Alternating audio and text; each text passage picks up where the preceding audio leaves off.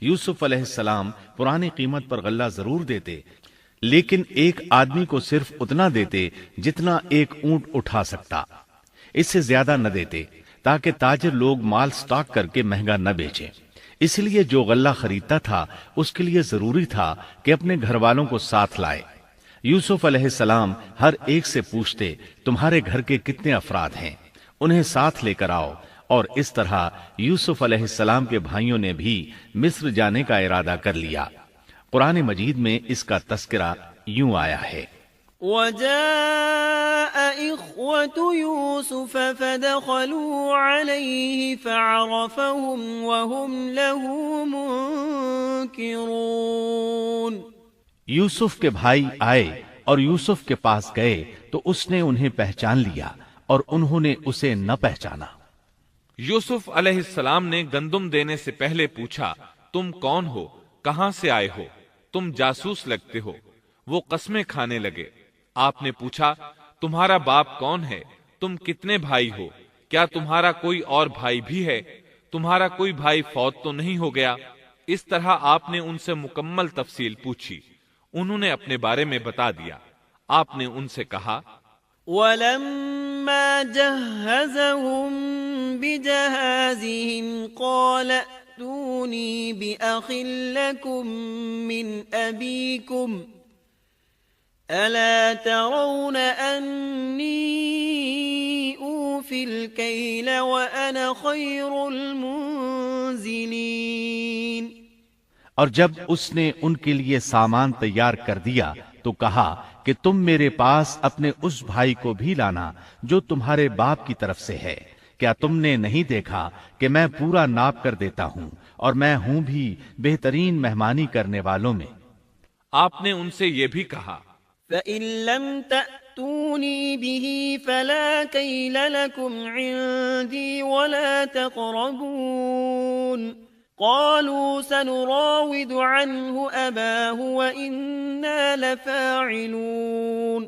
پس اگر تم اسے میرے پاس لے کر نہ آئے تو میری طرف سے تمہیں کوئی ناپ بھی نہ ملے گا، بلکہ تم میرے قریب بھی نہ پھٹکنا۔ انہوں نے کہا، اچھا، ہم اس کے والد سے تذکرہ کریں گے اور پوری کوشش کریں گے۔ پھر یوسف علیہ السلام نے اپنے غلاموں سے کہا، وَقَالَ لِفِتْيَانِهِ اجْعَلُوا بِضَاعَتَهُمْ فِي رِحَالِهِمْ لَعَلَّهُمْ يَعْرِفُونَهَا إِذَا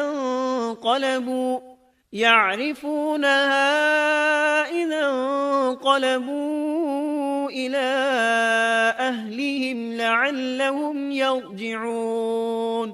اور اپنے خدمتگاروں سے کہا کہ ان کی پونجی انہی کی بوریوں میں رکھ دو کہ جب لوٹ کر اپنے اہل و عیال میں جائیں اور پونجیوں کو پہچان لیں تو بہت ممکن ہے کہ یہ پھر لوٹ آئیں۔ دراصل یوسف علیہ السلام چاہتے تھے کسی طرح وہ دوبارہ آئیں۔ انہیں یہ خدشہ محسوس ہوا کہ ممکن ہے دوبارہ آنے کے لیے ان کے پاس رقم نہ ہو اور یہ غلہ خریدنے نہ آئیں، اس لیے ان کی قیمت ان کے سامان میں رکھ دی تاکہ وہ دوبارہ آئیں۔ جب یہ گھر پہنچے تو سامان کھولنے سے پہلے باپ سے کہا، فَلَمَّا رَجَعُوا إِلَىٰ أَبِيهِمْ قَالُوا يَا أَبَانَا مُنِعَ مِنَّا الْكَيْلُ فَأَرْسِلْ مَعَنَا أَخَانَا نَكْتَلْ وَإِنَّا لَهُ لَحَافِظُونَ۔ جب یہ لوگ لوٹ کر اپنے والد کے پاس گئے تو کہنے لگے، ہم سے تو غلے کا پیمانہ روک لیا گیا، اب آپ ہمارے ساتھ ہمارے بھائی کو بھیجیے کہ ہم پیمانہ بھر کر لائیں، ہم اس کی نگہبانی کے ذمہ دار ہیں۔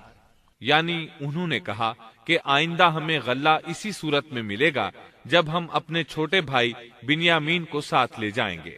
اس پر یعقوب علیہ السلام نے فرمایا، قال هل آمنكم عليه إلا كما أمنتكم على أخيه من قبل فالله خير حافظا وهو أرحم الراحمين۔ یعقوب نے کہا کہ مجھے تو اس کی بابت تمہارا بس ویسا ہی اعتبار ہے جیسا اس سے پہلے اس کے بھائی کے بارے میں تھا، بس اللہ ہی بہترین حافظ ہے اور وہ سب مہربانوں سے بڑا مہربان ہے۔ مطلب یہ کہ یعقوب علیہ السلام نے ان کی بات ماننے سے انکار کر دیا۔ اس کے بعد جب انہوں نے اپنا سامان کھولا تو کیا دیکھا؟ ولما فتحوا متاعهم وجدوا بضاعتهم ردت إليهم قالوا يا أبانا ما نبغي هذه بضاعتنا ردت إلينا ونمير أهلنا ونحفظ أخانا ونزداد كيل بعير ذلك كيل يسير۔ جب انہوں نے اپنا سامان کھولا تو انہوں نے اپنا سرمایہ موجود پایا جو ان کی جانب لوٹا دیا گیا تھا۔ کہنے لگے اے ہمارے باپ، ہمیں اور کیا چاہیے؟ دیکھیے تو یہ ہمارا سرمایہ بھی ہمیں واپس لوٹا دیا گیا ہے۔ ہم اپنے خاندان کو غلہ لا دیں گے اور اپنے بھائی کی نگرانی رکھیں گے اور ایک اونٹ کا پیمانہ زیادہ لائیں گے۔ یہ ناپ تو بہت آسان ہے۔ جب یعقوب علیہ السلام نے یہ معاملہ دیکھا اور ان کا اصرار بڑھا تو سوچ میں پڑ گئے کہ معاملہ کچھ اور معلوم ہوتا ہے۔ پس انہیں اللہ تعالی کی طرف سے الہام ہوا کہ ساتھ بھیج دیجئے۔ قال لن أرسله معكم حتى تؤتون موثقا من الله لتأتونني به إلا أن يحاط بكم فلما آتوه موثقهم قال الله على ما نقول وكيل۔ یعقوب نے کہا میں تو اسے ہرگز تمہارے ساتھ نہ بھیجوں گا جب تک کہ تم اللہ کو بیچ میں رکھ کر مجھے قول و قرار نہ دو کہ تم اسے میرے پاس پہنچاؤ گے، سوائے اس ایک صورت کے کہ تم سب گرفتار کر لیے جاؤ۔ جب انہوں نے پکا قول و قرار دیا تو انہوں نے کہا ہم جو کچھ کہتے ہیں اللہ اس پر نگہبان ہے۔ انہوں نے مزید نصیحت کی۔ وقال يا بني لا تدخلوا من باب واحد وادخلوا من أبواب متفرقة وما أغني عنكم من الله من شيء إن الحكم إلا لله عليه توكلت وعليه فليتوكل المتوكلون۔ اور یعقوب نے کہا اے میرے بچوں، تم سب ایک دروازے سے نہ جانا بلکہ کئی جدا جدا دروازوں میں سے داخل ہونا۔ میں اللہ کی طرف سے آنے والی کسی چیز کو تم سے ٹال نہیں سکتا، حکم صرف اللہ ہی کا چلتا ہے۔ میرا کامل بھروسہ اسی پر ہے اور ہر ایک بھروسہ کرنے والے کو اسی پر بھروسہ کرنا چاہیے۔ مطلب یہ تھا کہ تم 11 نوجوان ہو، تمہیں دیکھ کر کوئی حسد نہ کر بیٹھے، تمہیں نظر نہ لگ جائے، اور نظر کا لگ جانا برحق ہے، اور یہ بسا اوقات انسان کو قبر میں پہنچا دیتی ہے۔ اب یہ روانہ ہوئے۔ ولما دخلوا من حيث أمرهم أبوهم ما كان يغني عنهم من الله من شيء إلا حاجة في نفس يعقوب قضاها وَإِنَّهُ لَذُو عِلْمٍ لِمَا عَلَّمْنَاهُ وَلَكِنَّ أَكْثَرَ النَّاسِ لَا يَعْلَمُونَ۔ جب وہ انہی راستوں سے جن کا حکم ان کے والد نے انہیں دیا تھا گئے، کچھ نہ تھا کہ اللہ نے جو بات مقرر کر دی ہے وہ اس سے انہیں ذرا بھی بچا لے، مگر یعقوب کے دل میں ایک خیال پیدا ہوا جسے اس نے پورا کر لیا۔ بلا شبہ وہ ہمارے سکھلائے ہوئے علم کا عالم تھا، لیکن اکثر لوگ نہیں جانتے۔ مطلب یہ کہ انسان کی کوشش کے باوجود تقدیر اپنا کام دکھا جاتی ہے۔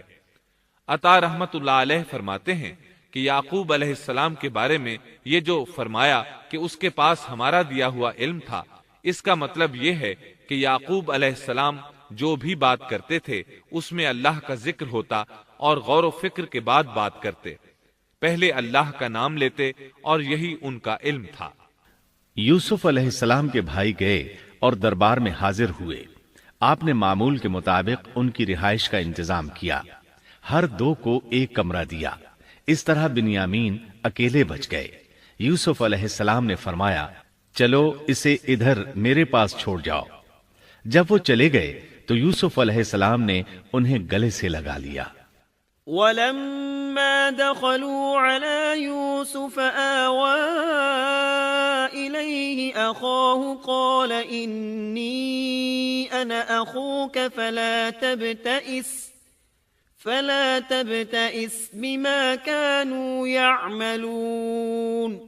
یہ سب جب یوسف کے پاس پہنچ گئے تو اس نے اپنے بھائی کو اپنے پاس جگہ دی اور کہا کہ میں تیرا بھائی یوسف ہوں، بس یہ جو کچھ کرتے رہے اس کا کچھ رنج نہ کر۔ مطلب یہ کہ وہ بنیامین کو بھی ستاتے رہے۔ اس کے بعد یوسف علیہ السلام نے کیا کیا، اس کا ذکر سورہ یوسف آیت 70 تا 77 میں سنیے۔ فلما جهزهم بجهازهم جعل السقاية في رحل أخيه ثم أذن مؤذن أيتها العير إنكم لسارقون قالوا وأقبلوا عليهم ماذا تفقدون قالوا نفقد صواع الملك ولمن جاء به حمل بعير وأنا به زعيم قالوا تالله لقد علمتم ما جئنا لنفسد في الأرض وما كنا سارقين قالوا فما جزاؤه إن كنتم كاذبين قالوا جزاؤه من وجد في رحله فهو جزاؤه كذلك نجزي الظالمين۔ پھر جب انہیں ان کا سامان اسباب ٹھیک ٹھاک کر کے دیا تو اپنے بھائی کے سامان میں پانی پینے کا پیالہ رکھ دیا۔ پھر ایک آواز دینے والے نے پکار کر کہا کہ اے قافلے والو، تم لوگ تو چور ہو۔ انہوں نے ان کی طرف منہ پھیر کر کہا کہ تمہاری کیا چیز کھوئی گئی ہے؟ جواب دیا کہ شاہی پیالہ گم ہے، جو اسے لے آئے اسے ایک اونٹ کے بوجھ کا غلہ ملے گا، اس وعدے کا میں ضامن ہوں۔ انہوں نے کہا اللہ کی قسم، تم کو خوب علم ہے کہ ہم ملک میں فساد پھیلانے کے لیے نہیں آئے اور نہ ہم چور ہیں۔ انہوں نے کہا اچھا، چور کی کیا سزا ہے اگر تم جھوٹے ہو؟ جواب دیا کہ اس کی سزا یہی ہے کہ جس کے اسباب میں سے پایا جائے وہی اس کا بدلہ ہے۔ ہم تو ایسے ظالموں کو یہی سزا دیا کرتے ہیں۔